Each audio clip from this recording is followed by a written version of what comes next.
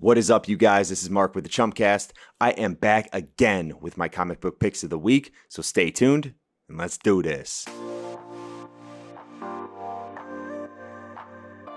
So before we get started, as usual, please go ahead and click that subscribe button down below, smash that like button, hit the notification bell so you can get updates whenever we post new videos. First up for indie titles is That Texas Blood #1, published by Image Comics. So this is being written by Chris Kodan, art is done by Jacob Phillips, and the variant cover I have here is by Sean Phillips. To my surprise, this is actually the first comic that Kodan has written, and the story starts off with the sheriff in Texas. His name is Joe Bob, and he's actually about to be celebrating his 70th birthday. So his wife, being the good wife that she is, tells Joe Bob to go out and get a casserole dish that is actually at a local neighbor's house that they lent it to, so she can cook him dinner that night. Along the way, we get the sense that this neighbor that has the casserole dish is not the most well-liked person in that town. And while Joe Bob has actually fallen asleep in his car, we get a dream that he has, which reveals a certain darkness, I guess, to this town, showing us that there is most likely in the upcoming issues going to be some crazy shit that goes down. So the first couple pages did have some slow pacing, but this issue is definitely worth finishing. So I've been waiting for the next crime, like big crime / drama comic book to come out, and this one might just be it. It gave me those, I guess I'll call them like the True Detective vibes, where I know there's going to keep being this weird, dark town that keeps unveiling more and more messed up shit as the story goes on. And I'm really looking forward to finishing this series out. Next book is Sleeping Beauties, published by IDW. So this was originally a novel by Stephen King and Owen King.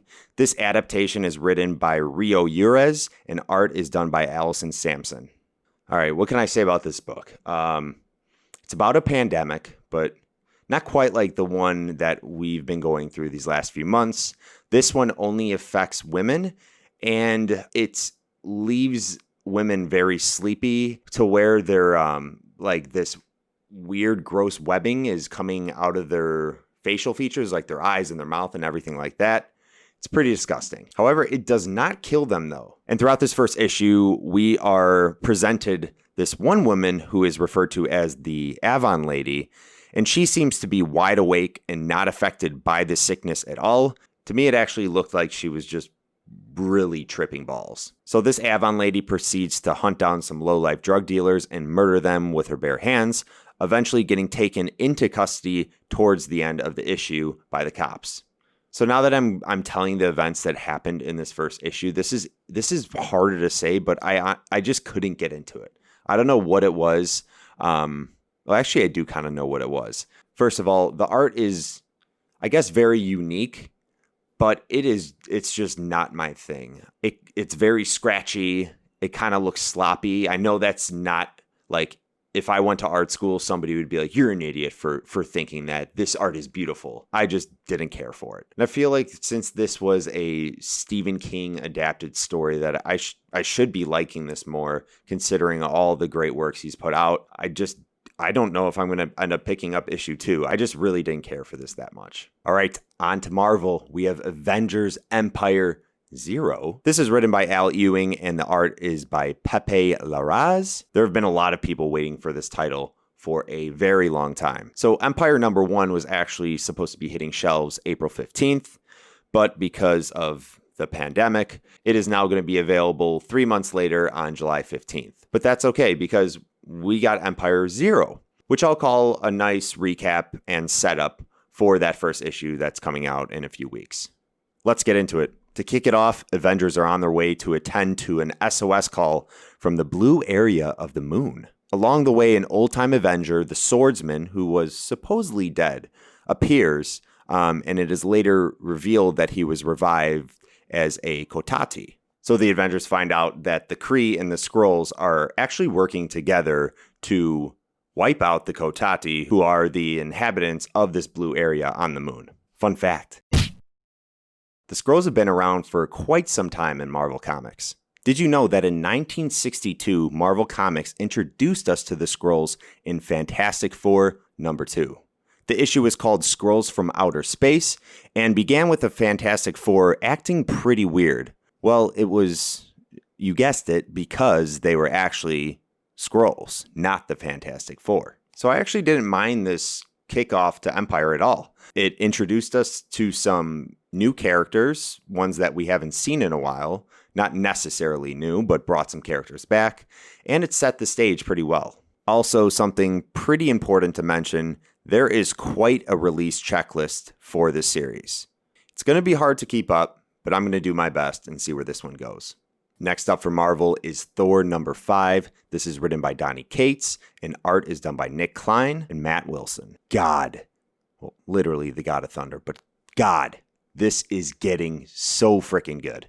Thor and Galactus are completely now engulfed in Black Winter. This is a popcorn comic. There's been pretty much action in every single issue from 1 through 4. 4 was a little bit slow, but this one definitely picked things back up. But it also isn't just the action. There's plenty of motion from multiple characters, Beta Ray Bill, Thor himself, and Galactus actually, that leave you hooked when you're reading this book. Quick trivia. During a Marvel and DC crossover in the comics, what character from DC did Galactus merge with? Is it A, Lobo, B, Sinestro, C, Brainiac, or D, Lex Luthor?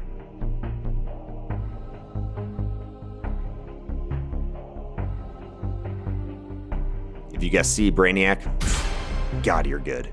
And you know what this character was called when it merged? Galactiac. Oh, hell no!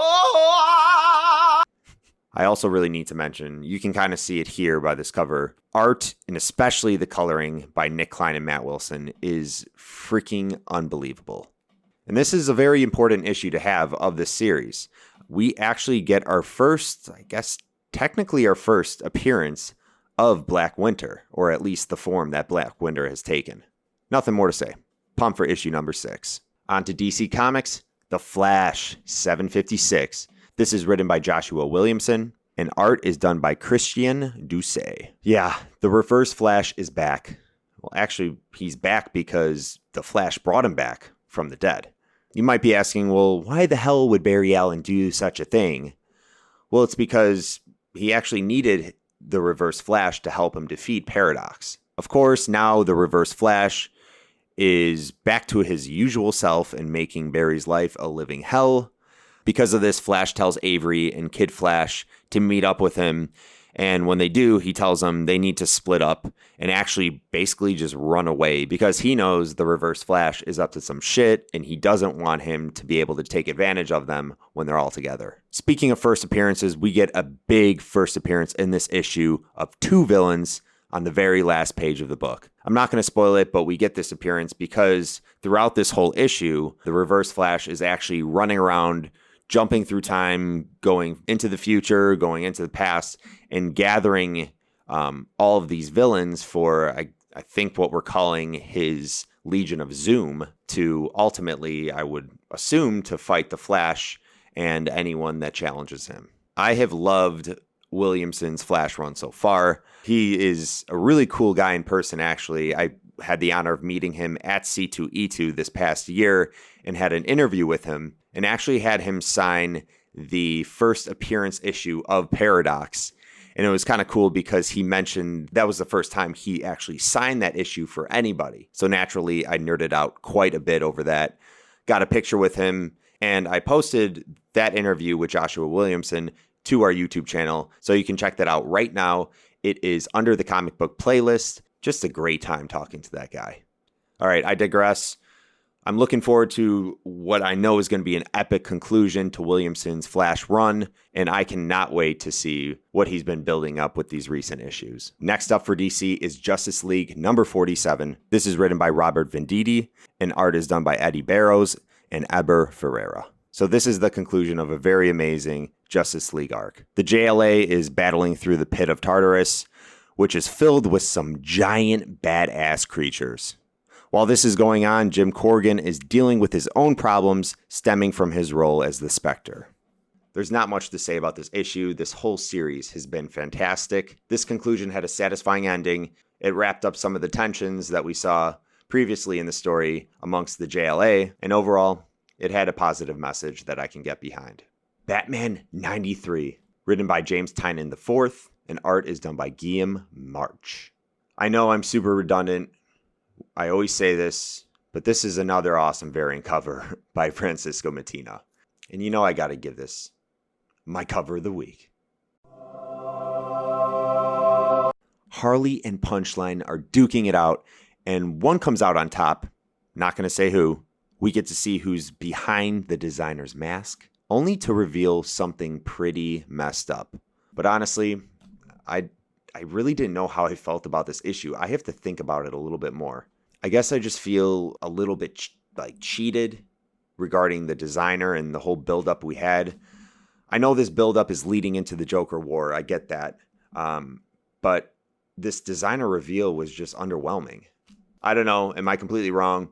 If you guys are reading this, please let me know in the comments what you thought. Regardless, the story has been good, and the art by Guillaume March is outstanding. I would be an idiot to stop continuing to pick this up in the stores every week it comes out. All right, we have two more this week. This one is Green Lantern, the 100-page super spectacular 80th anniversary issue. So in my comic book pick video 2 weeks ago, I was actually talking quite a bit about the Joker 80th anniversary issue. Now we're getting Green Lanterns. So no surprise, this contains 10 different stories, just like the Joker one, all by some fantastic writers and artists. We're also getting 8 variant covers, which are all amazing, paying tribute to each decade of Green Lantern, starting with the 1940s up until the 2010s. I picked up this 2000s cover by Ivan Reis, Eau Claire Albert, and Alex Sinclair, mainly because it has this awesome lineup across the whole page of the Green Lantern Corps as well as the Green Lantern villains. I was always skeptical, to be honest, about this 80th anniversary issue at first. I thought DC was just looking for a money grab. These issues are $10. They're 100 pages, so that's understandable, but I thought they were just looking for a way to get more money out of us. Man, was I wrong. I am not complaining one bit now. Everything from the writing in each very different story to the art, but in my opinion, it's the fact that this book did such a great job at connecting the reader to different characters that have taken the Green Lantern name over time that makes this well worth the $10 price tag. Quick trivia. In 1940, the first character in DC Comics to bear the Green Lantern name, Alan Scott, was unable to use his abilities against what? A. Fire, B. Wood, C. The color yellow, or D. Plastic bags.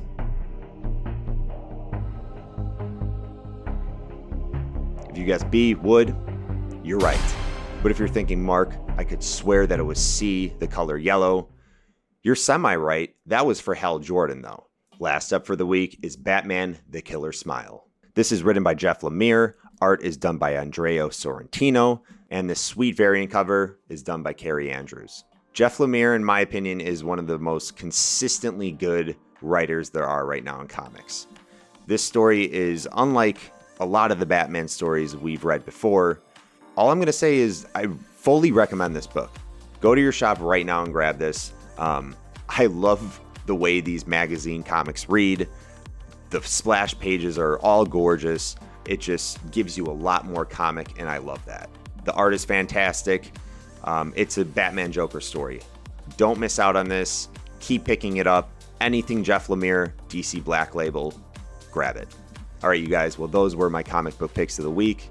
I want to hear what you guys grabbed this week at your local comic book shop. Please tell me below, what did I miss out on? What should have been in my pull list? I want to hear from all of you. Also, were you reading a lot of these books that I picked up? Tell me what you thought about them. Did you kind of feel the same way I did? And you might also be watching this video to see who won the giveaway for the Miles Morales Spider-Man number 17, as well as the Absolute Carnage number 1 Hulk variant cover. Well, I did pick a winner, and the winner is right here. I will leave this up for a little bit, but you are the winner. Congratulations. I will be getting your books as soon as I can get your information. Thanks for entering. And again, guys, it really supports the show if you go ahead and click that subscribe button down below, smash that like button, hit the notification bell. But until next time, jumps out.